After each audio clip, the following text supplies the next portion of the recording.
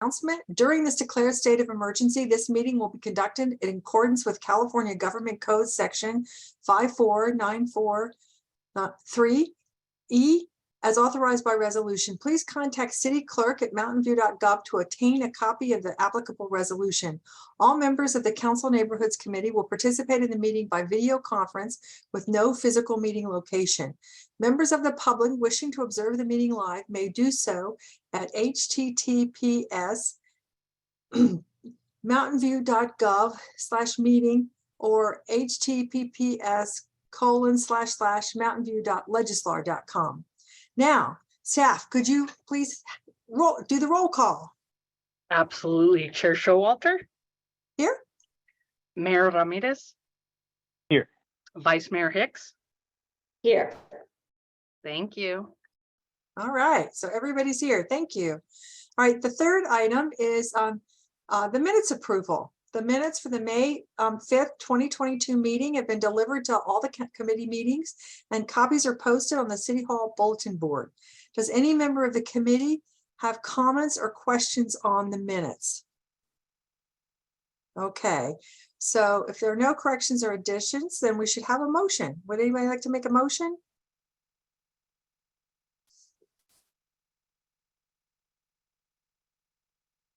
Councilmember, Mayor Ramirez. Thank you. I'm happy to move the minutes. Vice Mayor Hicks? I'll second. Great. Okay. So, do we have to have public comment on the meetings? No. Okay. All right. So, all in favor, signify by saying aye. Aye. Aye. Okay. All right. So the motion passes. All right. Now we come to item 4, oral communications from the public. As noted on the meeting agenda, members of the public may provide oral public comments during the public comment period for an item. Any emails and voicemail messages received by 5 p.m. Thursday, December 1st, were forwarded to the Council Neighborhoods Committee. Emails received after 5 p.m. and prior to the close of the public comment period for the agenda item will be read into the record by staff, and any voicemail messages received will be played by staff. This portion of the meeting is reserved for people who wish to address the committee on any matter not on the agenda. Speakers are allowed to speak on any topic for up to 3 minutes during this session. State law prohibits the committee from acting on non-agenda items. Would any member of the public on the line like to provide comment on non-agenda items? Do we have any members of the public with us? Okay, No. all right. All right, then I'm just gonna skip and we'll call that the end. And I presume there weren't any messages received between 4 and 5.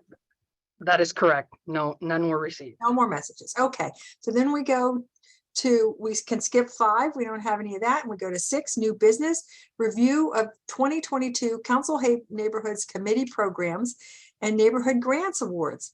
So Anna, you're going to make a presentation to us. Absolutely. So give me a moment to share my screen so you guys can view the PowerPoint. I'm assuming everybody can see my PowerPoint. I'm going to assume yes. Okay. So good evening, committee members. I appreciate everybody taking the time to be with us this evening. Today, I'm specifically going to review the 2022 accomplishments for both the Neighborhoods Program and the grant applications. Some of the accomplishments of 2022 include having a total of 4 neighborhood meetings in the areas of Grant Road, Sylvan area, San Antonio, Rengstorff, and Del Medio, mobile home park residents, and for Montaloma, Farley, and Rock Street. During the year, we also awarded 17 neighborhood grants. The following 3 slides we have here contain pictures the grantees have shared with the city, showing the types of community events the grantees utilize our funds for. Many of the groups have Halloween events or block parties that just bring all the adults and the children in the neighborhood together, which has been great, especially a lot of the groups have decided to go in person for their events. Per committee Direction, staff completed the following enhancements. An online grant reimbursement submission was created for grantees to more efficiently request reimbursements. Due to inflation, grantees have also been provided with a 10% increase to cover any increased costs for their events. Any remaining funds not allocated at the annual May meeting, rolling applications are allowed. Grantees were provided with an additional week to submit full applications. To ensure the grant guide is comprehensive and responds to the needs of the community, beautification was added as an explicitly listed eligible activity. And finally, to increase grant awareness, we expanded by advertising in the Los Altos Town Crier. Now, looking a little bit into 2023, we anticipate the neighborhood meetings will be held in Moffett-Wisman Road, Central Neighborhood, and Springer Cuesta Phyllis area. The grant application is set to open in the spring of 2023, and the regular meetings in 2023 will be the work plan meeting, which will be held earlier in the year. The grant review networking dinner will be in the spring, and towards the end of the year, we will have our work plan review. So thank you to all the members of the committee for your hard work and support this year. And with that, I will pass it back to Chair Showalter. All right, so our action tonight, I think, is to receive this report, and do we have to vote on it? We don't have to vote on it, do we? No. We receive and provide input. Okay, so we've received it, and now we should ask some questions. Does anybody have questions? Mayor Ramirez. The vice mayor had her hand up first. Oh, okay. Vice Mayor Hicks. So in our staff report, there was a line about whether we wanted, I haven't memorized it, so the line, so you can correct me if I'm remembering it wrong, because I read it a day or so ago, but there was a line about whether, clearly we've been holding these meetings virtually because of COVID, and that the emergency status hopefully will go away. And so we'll have the opportunity to hold them either virtually or in person. And I'm wondering what staff thinks about that. I guess this is a multi-part question. It's both, I have my opinions about this, which I guess I'll wait for to express, but I'm wondering whether you've received any feedback from the members of the public about which they would prefer. Okay, so first, I'm assuming that the rules that apply, the Brown Act rules that apply to commissions and committees do not apply to this particular meeting because these meetings, because they're neighborhood meetings. But I want to make sure that I'm right about that we don't have to be in person, we have a choice. And then I'm wondering if you have any feedback from the public and from staff on which they prefer. Thanks, Vice Mayor Hicks. I think I would like to confirm triply with our clerk's office about whether or not the Brown Act rules apply. I recall something similar to what you just said, but not a Brown Act expert. So let me check on that to make sure. But what we've received direction from our the clerk's office in general about has been, in general, we'll be sort of following and mimicking whatever the council meetings are doing, except for that we cannot do hybrid meetings for these smaller committee meetings. So we've been operating under the assumption that we will be returning to in-person next year. But I'm not sure if we would be necessarily be required to do so because of the Brown Act differentiation. So let me check on that. I have not received any feedback from the public. Anna or Lisa, I'm not sure if either of you have. I want to say I've received a handful. It hasn't been a lot, but it's what I'm hearing is it's split down the middle. There are some that are really excited to go back to in person. And there are others who really like the virtual model, either because of mobility issues or transportation issues. And one person did express that sometimes it gets dark earlier. So the feedback I've heard is it's split down the middle. Yeah, I'm even thinking, so I should clarify my question. I guess the meeting we're having right now, my understanding would be we would have to be in person. But the neighborhood meetings, I'm not sure, but I think the neighbors may have a choice.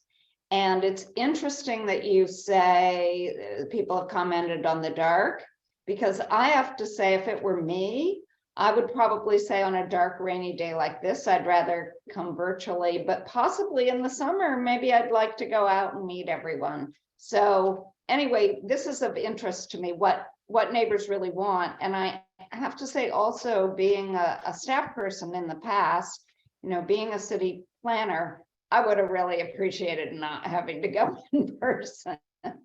So I'm wondering what staff thinks as well. And I'd love to hear feedback on that. I realize we can't get that right now because, well, we have some staff here, but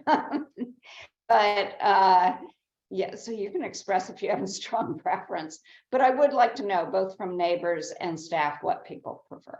So that was my question. Thanks. If you'd like, we Oh, could. I have another. Oh, are you going to answer that? No, I was just going to say, if you'd like, and if you all direct, we could sort of informally reach out to staff to get more feedback, and Anna and Lisa, maybe we could think about a way to reach out to our neighborhood groups as well.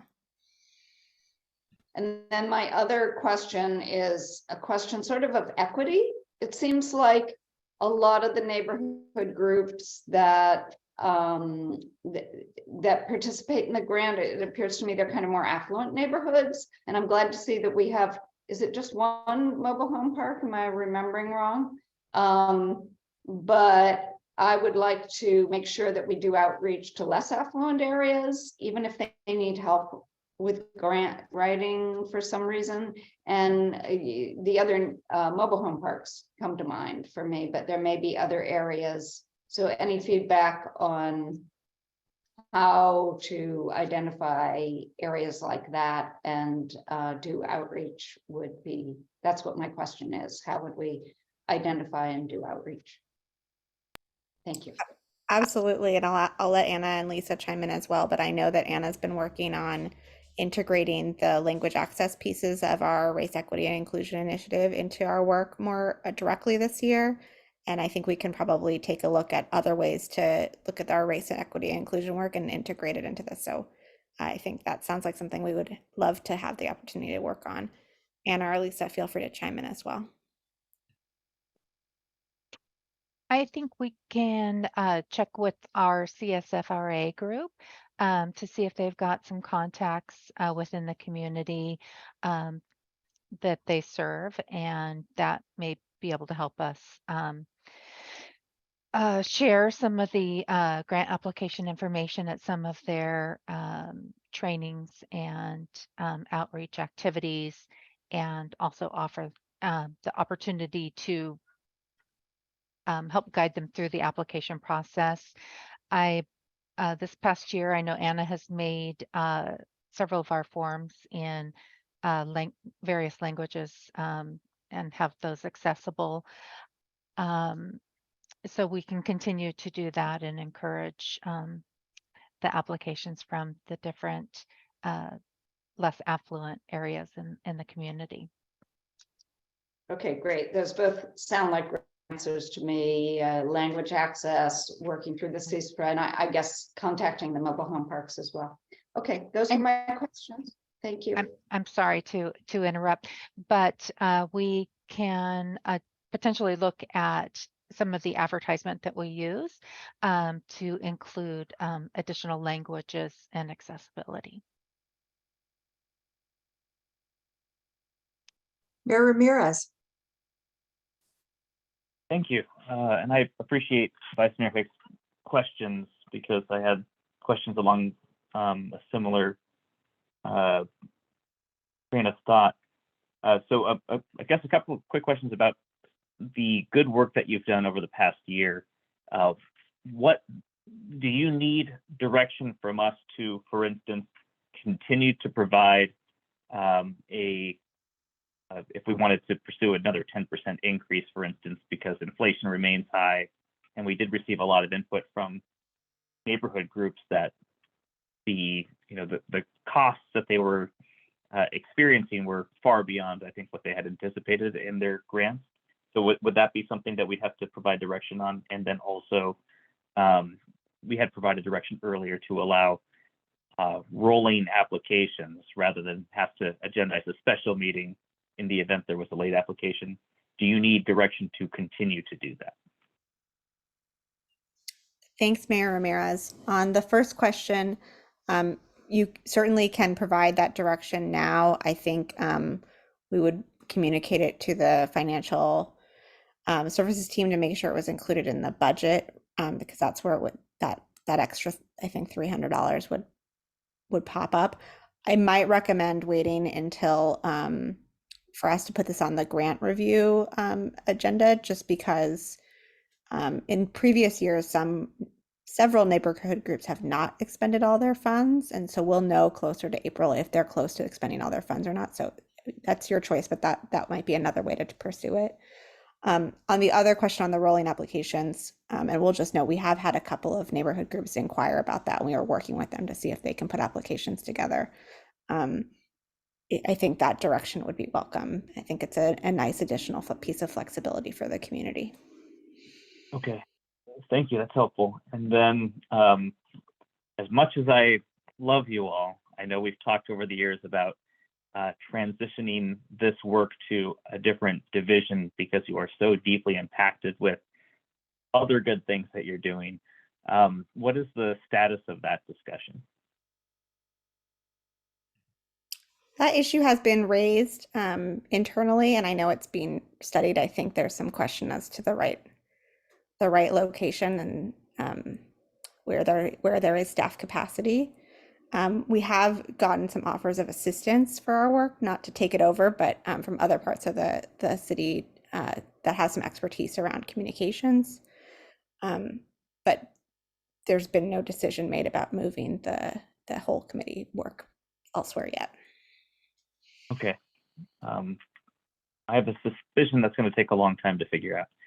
And then, Anna, you had suggested reaching out to the CSFRA team to solicit input about, I think, virtual versus in person, and the interest of the community. I feel like when you say CSFRA, do you also include more broadly, for instance, the multicultural engagement program staff, Nancy Duco's team and others? Because I a lot of different places where you can get really valuable input. Yeah, and just to chime in, sorry to interrupt, but the multicultural engagement team has been really helpful throughout the year, right? And has been available for translation and even with assistance on the grants and those who are applying as well. So Okay, yeah, they are amazing. Thank you. They've done great work with us. So yeah, no, they're phenomenal. I have comments, but I'll wait for the next round. Okay. Well, my question was about venues for these meetings. It seems like that because of all the waves of COVID we keep having, places with really good airflow or sort of outside with the roof are really, are really primal, like Jack's at Shoreline. That is like the perfect COVID location because, it's got a floor, it's got AV, and it's open on 3 sides. I mean, so are there any plans or discussions going on in the city about building a pavilion or some sort of a thing where we could have this sort of outdoor meeting? I mean, heating I can see would be a big problem, but it just seems like we never, when we first went home for COVID, we thought it was going to be 3 weeks, right? And here we are. I mean, we're getting to the 3rd year. And so one of the things that I think is we should start thinking about is some venues for that work outside. What do other people think about that? Vice Mayor Hicks, you're going to. So I do like the idea of more outdoor meetings, and we've had some meetings that were traditionally inside, outside. We've had some luncheons outside at Michael's, and we've had the staff appreciation, or was it appreciation? The thing, the awards for 5 years and so forth. That was outside. I don't know if I feel a need to have an awning. Maybe some people do, but yeah, maybe outdoors. I guess that would be more, though, of course, summer events, because it has to be after work. And I think people would appreciate having, at least I would appreciate having it in my own neighborhood, not having to drive all the way across town. Like living in Old Mountain View, I don't think I'd want to drive to the high school or Shoreline Park or something. But Pioneer Park would be fine. So yeah, I think being nearby and walkable or bikeable, or at least a short drive, is probably important to people. But outdoors sounds fine. Yeah, I agree with you. And maybe we should give a little thought to having more of the meetings in the part of the year where it's light later. I mean, this time of year, it's dark at 10 of 5. So that's not going to work. But in the middle of the summer, it's often late. It's often not dark until after 9. So you could, if we could have maybe this year, and I think it was because of COVID, we had a lot of the meetings concentrated in the fall. But would it be possible to have some more of them in the summer? Or would people think that that conflicted with vacations? I don't know. Anyway, it's something I wanted to, to sort of share, to think about.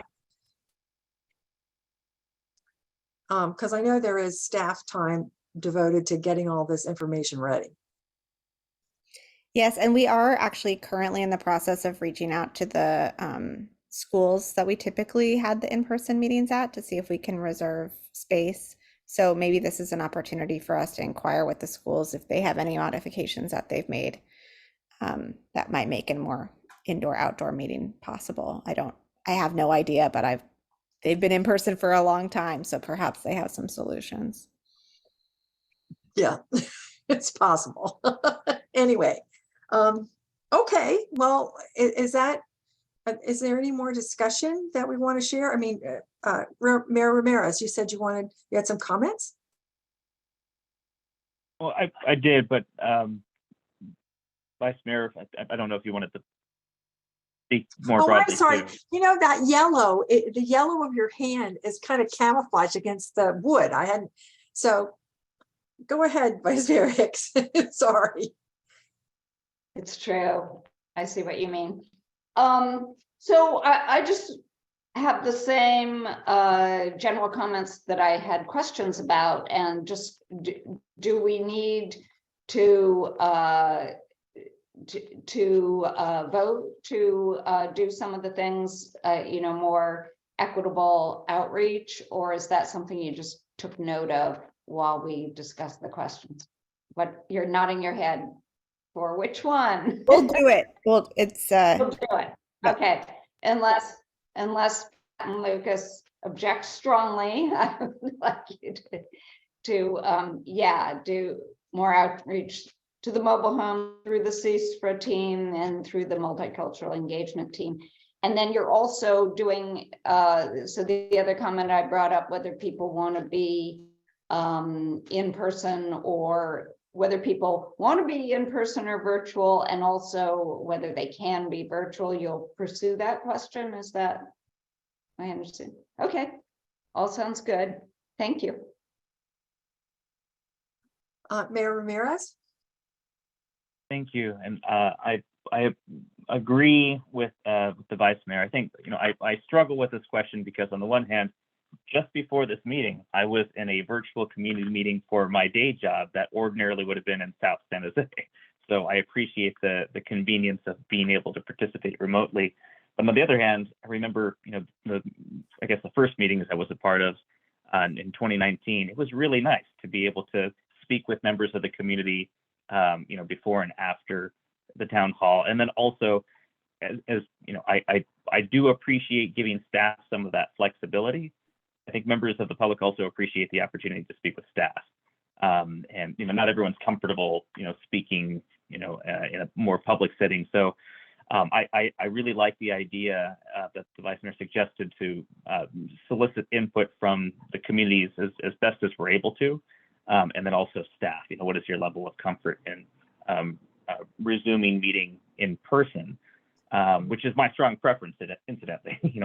I do think there's a lot of value in exploring.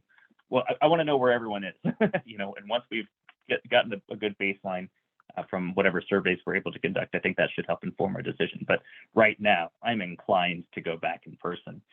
I do want to continue some of the direction that we've provided earlier. The rolling application, I think, is a really nice allowance for community groups that, for whatever reason, weren't able to get an application in time, especially if we have leftover funding, right? I think our intention really is to get the money out there. And so making sure that anyone has an opportunity without having to burden staff with a special meeting, and figuring out, when we're all available. I think we should continue that. I don't think that costs will go down.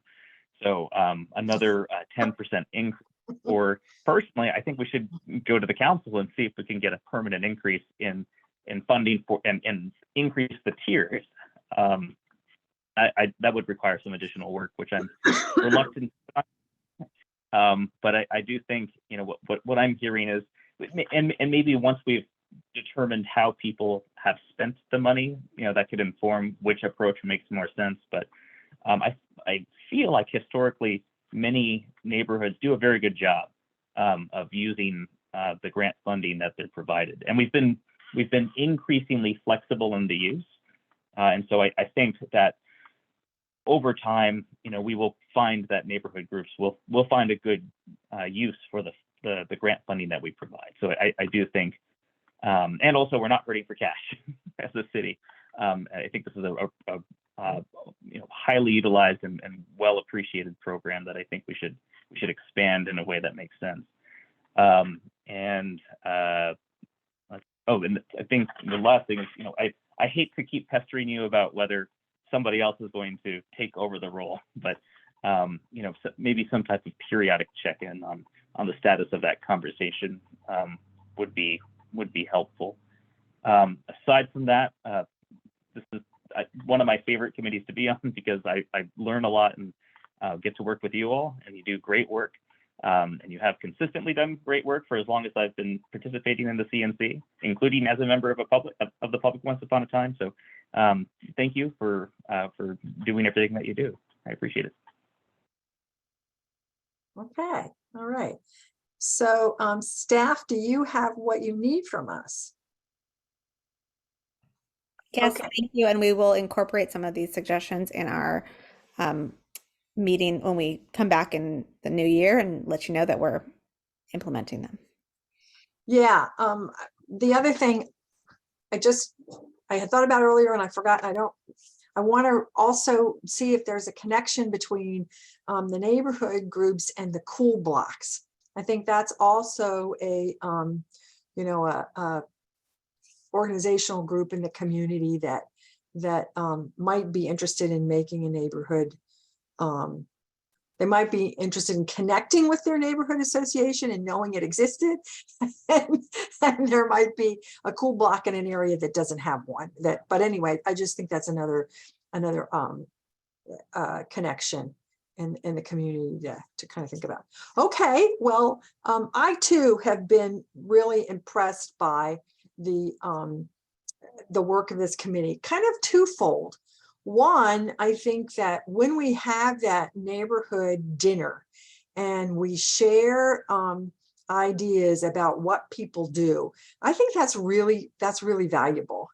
And I don't know if that's so obvious to you, but I think that's really valuable. When I was on a neighbor, when I was founding a neighborhood association, getting ideas from the people who had been doing it and having gotten everybody together at dinner, it just was really helpful for me. And then the other thing I find incredibly helpful is that report that's put together about all the development that goes on in every area. I mean, we get a lot of reports to read, no lack of reports to read, but it's nice to get one that's kind of divided by area and talks about, all the development that's going on in a certain area and the issues that have come up and that sort of thing. It helps us understand, I think, how things are distributed better in our community. And it's just another perspective. And of course, the meeting themselves, are great, but I think that's obvious to everybody. So Vice Mayor Hicks. So so I'm curious how you want to connect Cool Block. I'm curious how you would connect Cool Block to the work of this particular committee or to the neighborhood gatherings. That's an interesting idea to me, but I don't understand how it would play out. Well, I think the main way I think it would be playing out would be to just use the Cool Block group as another communication. So you would send the notices about the meetings to the Cool Blocks and also the notices about the grant opportunities to Cool Blocks. That's what I had in mind, but there could be other things. I see. So maybe more people involved in Cool Block would come to their neighborhood meeting and ask questions related to work. Okay, I get it. And then the additional, I did think of a couple other things, or one other thing I forgot to say. Because I was running for office, I got to go to a lot of the neighborhood events, more than I normally would. And there were more in person as well. And I was particularly happy to see how many of the neighborhood gatherings had music now. It was more than before. And that's one of the things I really enjoyed about these get-togethers, and forgot that I was campaigning and just enjoyed the music. So that's one thing that I've been really happy about. I also regularly go to the Cuesta Park ones just because they have one of the best, the person who chooses their music is really good. And then in terms of, I just wanted to underline that in terms of in-person versus virtual for the neighborhood meetings, I really want to go, to me, it doesn't matter what I prefer. I really want to go with whatever staff and people from the neighborhood would prefer. I know that we're getting a lot, the people who show up to council meeting, the residents who show up to council meetings and our committees and commissions really want some way to arrive virtually. And if that's how people feel, then I want to go with whatever works for the people who are coming. And I realize that maybe, there may be not 100% support for one way or the other, but whatever helps most people come is what I would like. Oh, and if we do continue going virtually, I do wonder though whether we need 3 council people on the committee. I felt when we were in person, there was more of a reason for the 3 of us, but when we can't talk one-on-one, it may be a waste of our resources. That's my last comment. Other than that, thank you for the job well done. Okay. Mayor Ramirez, you still have your hand up? We have another comment? Yes, I'm sorry, Chair Showalter, you reminded me. I really love the reports that are provided to each of the neighborhoods too. And I was wondering, I checked on Legistar. I know we're sort of centralizing everything there. If we could post the reports there, or at least keep track of them somehow, so that way, if somebody reaches out after the fact or isn't able to join the meeting, we can direct them, hey, check it out on Legistar, just go to the date of the meeting and you can download the report. But keeping some type of repository for all of the good information that we share with the community, so people can access it after the meeting would be valuable. Thank you. Yeah, maybe, are they on the neighborhood's website? Is it on that? Oh, good. Yeah. Okay. All right. Well, that's a good location too. All right. Well, I think that brings us to the end of item 6 then, and we come to 7. Committee staff comments, questions, and committee reports. Are there any committee reports? All right, seeing none, I move to adjourn. Thank you so much, everybody. Enjoy the rest of your evening. Have a good Bye-bye. evening, everyone.